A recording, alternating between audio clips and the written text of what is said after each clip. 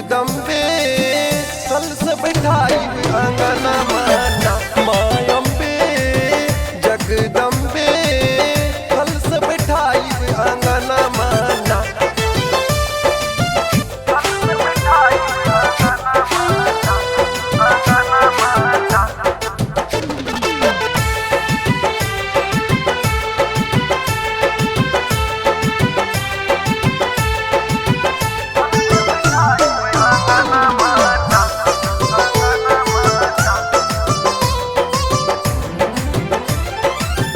वही पाई दर्शन जे हुई बड़ा भागी, कबले किस्मत हमार माई जागी।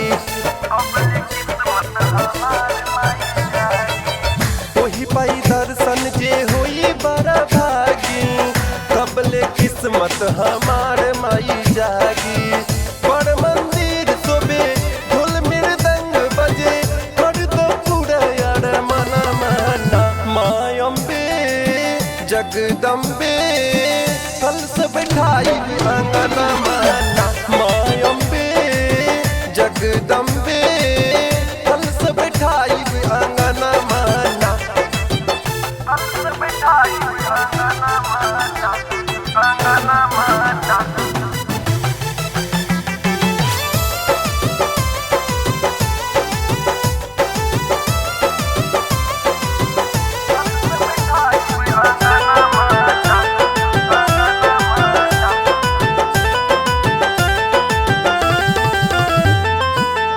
सुन लमाई तोहर मंदिर बसाचे, आइल दर्शन भक्त दुआरा बनाचे।